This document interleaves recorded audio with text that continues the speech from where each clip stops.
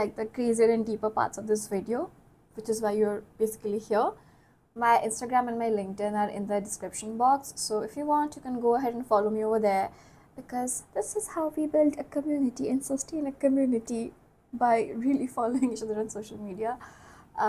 There's also my Calendly link below, with which you can schedule a one-on-one meeting with me if you have any doubts about going ahead in your LLM journey.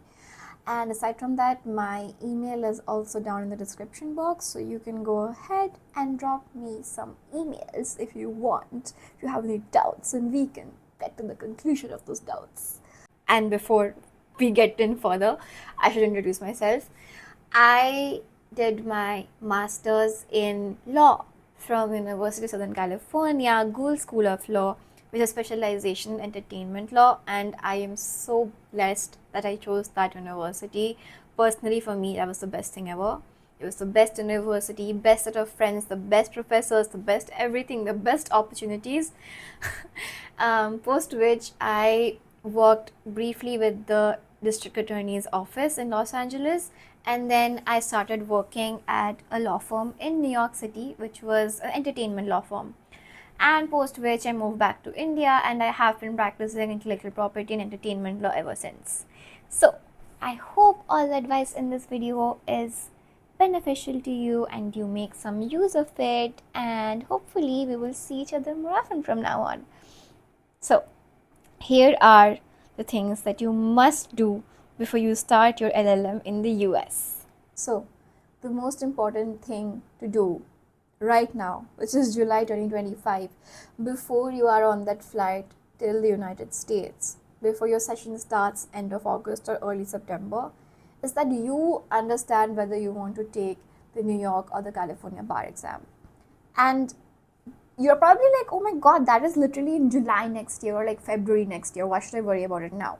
You should be worried right now, because both of these bar councils in New York and California require documents from your home country.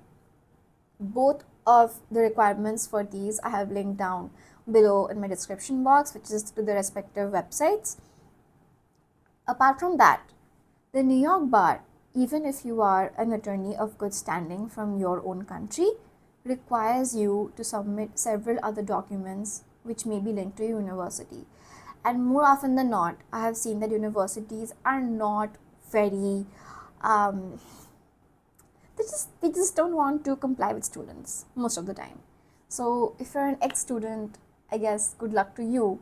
You either were besties with whoever runs your university, otherwise the university hates you and they're gonna cause problems with you with getting documents. The California bar also, on the other hand, requires you to submit documents from your university if you are not an attorney, if you're not an attorney yet. If you're not an attorney yet in your own country. And if you are an attorney in good standing in your country, the State Bar of California requires a letter of that from your state bar councils. Now, this is the most important thing, is because you now have either this whole month or up until a little bit of August to make sure you have all of these documents with you, either already mailed and shipped on its way to the bar councils, or you are taking it with yourself so that you can ship it yourself once you're over there. I will make a detailed video later on what the New York bar, the State Bar of California really requires, but right now you should go ahead, click on those two links and see what these two require, and that depends on whether you are like a student right now who is yet to receive their degree from their own university and you're yet to be like an attorney in your country, and but it also applies if you're already an attorney in your country. You need to take these documents with yourself and go ahead and make sure that you are not in trouble when you are in the United States. Because trust me when I say this, even if you're somebody who is like, oh, I've got contacts, I'm going to call this person and I'm going to get my documents with me, it's still a very overwhelming process when you're abroad. There are several things to consider here, and the number one factor being time zone. And I know this is probably like the most like mom advice to give, but get things done ahead of time. Do not reach the US and then realize that, oh my God, well, why does my, cohort mate have XYZ document and I don't have it? It turns out that all of these documents were already mentioned in those websites, but you sort of just didn't see it and you missed out, and now you're in the States, and now you're like, how am I supposed to contact my university and get hold of this? Or how am I supposed to contact the state bar council and get hold of this? So take it with yourself, or make sure that those are with your parents or with somebody who can mail it out when the time is right. So that was the first point. The second most important thing that you should be doing is reaching out to professors. And I cannot emphasize on how important this is. Like, sure, it can be like a, hey, how's it going? I'm coming to your LLM program. I mean, they're really good people. They would probably just be like, sure, we really want you here. But I also want to say that that's not the entire point of this. Before going, you would want to go and research a little about who the professors are, what they teach in your school, in the JD school, and also in other schools. And the reason behind this is that these professors in the US always end up taking TAs or RAs. A TA is a teaching assistant and an RA is a research assistant. Now, I cannot emphasize on how important this is. Getting an RA or TA position is not mandatory, but it can really benefit you and your resume for the years and decades to come. And it does not have to be a professor who you are like completely buddies with, or a professor who is definitely in your subject, and it can literally be anybody. So, for example, I was the research assistant to the antitrust professor, and I had reached out to him before I even reached USC. I had sent him emails being like, hey, I read your papers and like they were great, so can we get on a call? And he was pretty kind and he spoke to me, and just want to say that this worked out really well for me. It was quite crazy on how it worked out.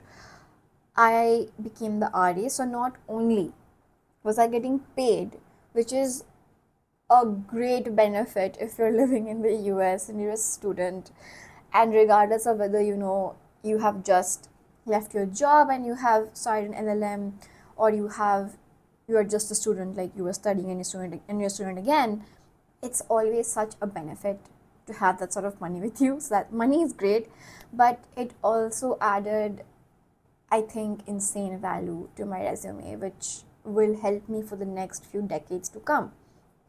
And this professor was somebody who taught antitrust laws, and that is something which I have never even thought of understanding or liking ever in the past. In fact, I was really bad in econ. So being his RA helped me realize that I am probably not that bad at econ.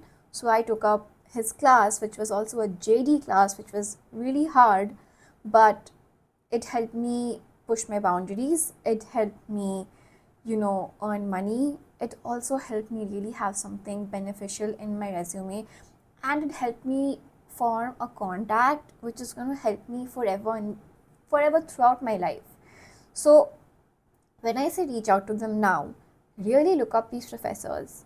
If there's a paper or two that interests you, like you could be somebody who's really into something like intellectual property, like I am, but there's a professor who teaches constitutional law, and you would still want to go ahead, see and read some of their papers, and reach out to them and be like, hey, I read this paper, these little points were interesting to me, and before I come, I wanted to say hi, and I wanted to reach out to you and chat with you. And what is the possibility that they might want you as their RA or as their teaching assistant in the semesters to come during LLM? So really do not sit on this advice. Do not waste time. Like, in fact, if you are watching this video right now, I want you to pause. I want you to watch the rest of this video later. I want you to go and really, whatever university you're going to, just go on their website, look up professors, see who is there, and if this means you reach out to every single person on that roster, you do it. But the only worst thing that will happen out of this, and I don't mean to turn this into like some sort of moral advice sort of a video, but the worst that will happen is that they'll say no to you. That's the worst that will happen. But the great outcome will be that is that they'll know someone that is really, really interested in doing well, and someone who's showing interest, and sometimes that's all that matters to form a connection. The third most important thing to do is reaching out to alumni. And when I say reaching out to alumni, I do not mean reaching out and asking them, oh, how did you get this job? Can you forward my name to your firm? Out of the 50 people you reach out to, maybe 5 people will be willing to do this for you, where they will forward your name. But when I say reaching out to alumni, I don't just mean LLM alumni. Do not do that. Do not go ahead and just go and sort of like find people out who have, like somehow after the LLM got a job in the US, because more often than not, it might be people who are either doing personal injury and immigration law. And these are points I will hit later in another video. But reach out to people who are also doing their JDs from your school. They are people who can help you if you want to get a job in the US. I mean, the problem here is that with alumni, and I have faced this myself, and I'm guilty of doing this myself, is that when you talk to alumni and you're like, hey, so, just wanted to know how you got that job, the answer is going to be oh, I really networked, or like, oh, I just kept on applying for jobs like it was my full-time job, which is an honest answer. Like, more often than not, most people who get jobs make finding jobs their full-time job, or they network like there's no tomorrow. This is the only 2 ways to get a job if, it's not, hierarchy based, or if it's not nepotism based. That's just the hard truth. So you'd want to reach out to alumni and ask them not just about jobs. Like, ask them, what if it works out? What if they do forward your name, right? But you want to ask them what sort of classes they took, which professor is like what, and ask them if this is a particular course that you are interested in and if they took it. Because they can tell you if Professor XYZ prefers people sitting at the front, and he sort of, talks to them more and has referred their name to firms more. Or, there's a professor who sort of really likes people who, speak up in class, and you'd want to be prepared for these things. You are right now focusing on the LLM, and alumni can help you understand the professors and the classes better than your school advisor can. That's how it works, because they've been in the classes. So my recommendation is that reach out to alumni and then go ahead and ask them which professor is like what, which classes they took, and which classes they recommend if their program aligns with whatever program you are taking. This is what you should be doing. And to add on to that part, you should definitely ask alumni about how they got their jobs and how it worked out for them. So how I know that really sometimes just speaking to the same law firm partner several times, like going for 5 coffees, 3 lunches, and 6 dinners later, that's an exaggeration. But after so many things that they would offer me a job, is because somebody told me about it. Someone told me that, rather than going after 12 law firm partners, really find one place you really want to be in and just keep at it. Find 3 or 4, or one place that you really want to go to, and just be like, hey, can we meet for lunch? Can we meet for dinner? So again, it is very possible, very likely, that there will be alumni who will be like, this is how I got the job, because this is what I put into action. So I definitely think that you should ask that question, but do not get deterred when they tell you that, oh, I just networked, or oh, I just applied for jobs. Don't let that response make you feel like they don't help me at all. Whatever they tell you, even if they tell you that, yeah, I just networked, that is still some information you're getting. So don't feel bad when they tell you things which you feel like you already know, because it's most likely that there's so much more information that you do not know. Or something happened, so hence the difference in lighting and the outfit. I'm going for my salsa social. But the fourth most important thing is a very basic advice, but it's so important that you do this before you reach the US, and it's that you need to really stalk random people on LinkedIn and add them. So, for example, there is Amrita, who is from my LLM program, or that, she's my senior at the LLM program, and I have added her on LinkedIn.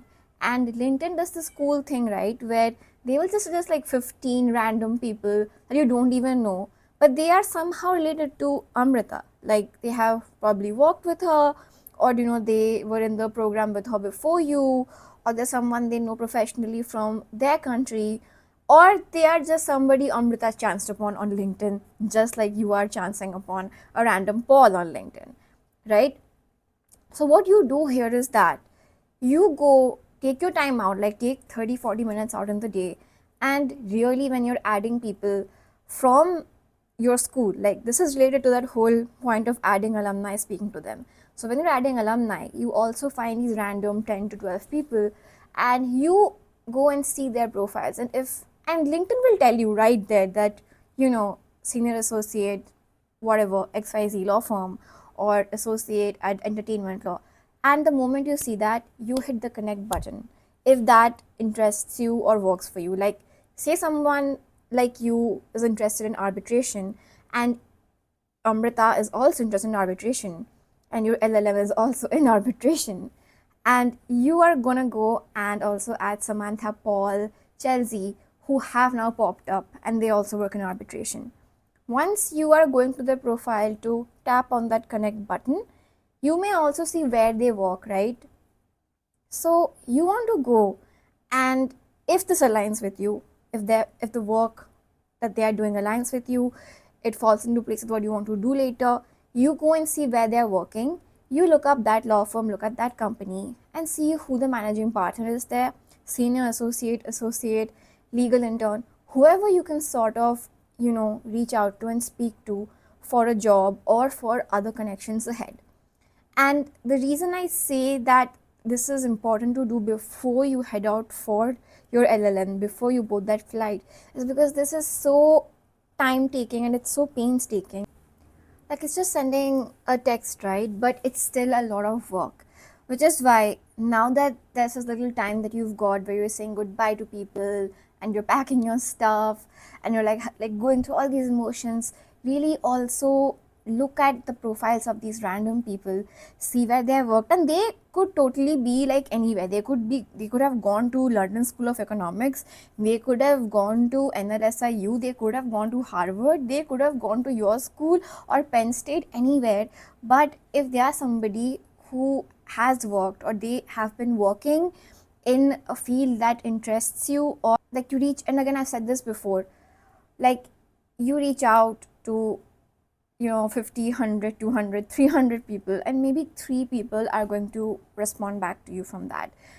And maybe out of those 3, only 1 person is going to actually agree for a lunch or a coffee or a phone call and forward that resume somewhere. And even if these things lead nowhere, you still have people who know who you are. And in the next 5 to 10 years, you can still go back to them and be like, hey, remember we spoke back then?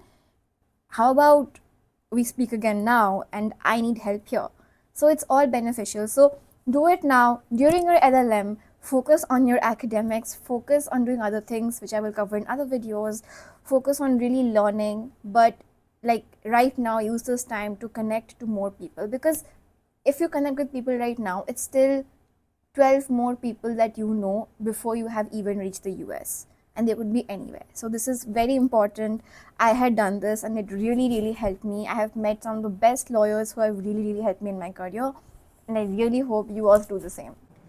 Now the 5th part, which is somewhat important, is that you need to write something before you have reached. If you're somebody that has already published a paper, or you wrote an article in the past few months, or you did it like in the past few days also, great, this part is not for you. But if you're somebody whose last paper article was in 2020 or 2022, or somebody who's never written before and you're going for LLM, it's crucial that you sort of take this part somewhat not carelessly, okay? Because professors, law firm partners, and alumni who are probably senior associates or partners, they do not want to read something which is way back in the past. They don't want to know about what happened in the COVID-19 pandemic and legal battles over whatever vaccines, unless you can draw parallels with right now, right? And the reason I'm bringing this up is that if you've met somebody already for coffee or lunch, and it was like a very like, oh, I spoke about me and they spoke about themselves meeting, you'd want to follow up, and that follow up email or text can't be like, hey, we met, so where's my job? That's just weird, right? You'd want to follow up by being like, hey, that tweet was great. So wanted to let you know that I wrote this paper article like a few months ago and just wanted to see what you think about it. And trust me, so many lawyers have told me that this worked for them.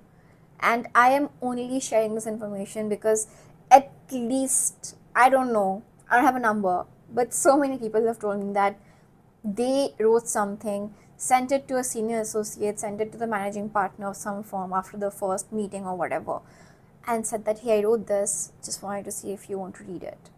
And this has worked in India where I'm from, and it has worked in the US. It has worked in both places because people will avoid things that you have put effort into, no matter how mom like or teacher like that sounds. But for the last pointer, this is very, very US based. You need to understand transit or wherever you're going. If you're on the East Coast in the US, which is Boston, NYC, and any of those places, you need to figure out like trains or buses. And if you're on the other side or anywhere in the rest of the country, it is crucial that you understand that it is mostly car based. It's either Uber, Lyft, or it's gonna be that you drive a car or you have someone to drive you around, which is also great. But I mention this because if you are to follow everything else that I've said so far in this video to the T, you're gonna do it, then it's also important you understand how you will make it to the places that you will meet these partners or senior associates or alumni if they're in the US and they're willing to meet you in person. So say for example, if you are to meet someone in Los Angeles and you are also studying in Los Angeles, you need to understand that if you're not driving, you need to like Uber and get to that location. So more often than not, it is always a fun thing to let people know that you have some idea about like cafes or restaurants around your area. So what you can do is like just go on Google Maps, zoom in and see what the restaurants are in your area where you're living or around your university. Or if your university has like great places to eat, you can always look that up and you can suggest this to people and be like, hey, there's this really nice place to eat or really nice place for coffee. So I was wondering if you want to meet there unless you want to meet somewhere else. And again, this advice is so basic. If you're somebody who is great with conversations, you talk all the time, you are a charmer, this advice is probably really useless to you because you know what to do. But there are also people and lawyers who do not know that this is something which can work and which can like let law firm partners know that, oh, this person really knows about the area and stuff. So this can be helpful. And of course, it is just so true that you will not know about transit or whatever the area is like unless you are there in person. Like, it is just facts. But it is always quite fun to sort of also figure out like, what train goes from where or which bus goes from where. I mean, I did this before I reached NYC for my job. I had looked up which train will take me from my house till my office and or which bus could help me. And even before I went to the US, and honestly I was very grateful. I had great friends who always drove me around when I was living in LA, but I, regardless, saw what trains can be taken from my house to like XYZ law firm because I was already speaking to people even when I was here. So, always, it's always fun to have information. I personally love information, and if you're someone like me, it can just be for information for you to know about transit and restaurants, but I personally think you should do it before you read. Anyway, we are at the end of this video finally. Oh my god, she was rambling for so long. But I am so grateful to you if you made it till this part of the video. You will definitely need all this advice, and if you are going to follow my advice and do what I have asked you to do, I promise something might come out of it. Even if it is like 1% of everything, it's going to be something if you follow my advice, yeah? Because these are things I have done and it really helped me, and no one told these things to me. It was just me doing things and sort of being like, oh, so this can work, and it worked. So I'm telling you that it can also work for you. So if you're starting, whatever the word is, if you're starting out on your journey with your LLM, wherever in the world you're going, even if you're in your home country or somewhere else or in the US, from the colonizer countries, it's gonna be a great journey. You're gonna make new friends, you will have so many new experiences, and this will require so much of bravery, but you are capable of it because I was capable of it. And again, thank you so much for making it till this part of the video. You're either a very patient person or you're in love with me. But all of this is great. Please subscribe and please like this video. Please share it with somebody who might benefit from this or who just likes to listen to people ramble for a long time. All of that works for me. And as I've said before, links are in my description for everything, and I'm always available for a chat if you want. So thank you and goodbye.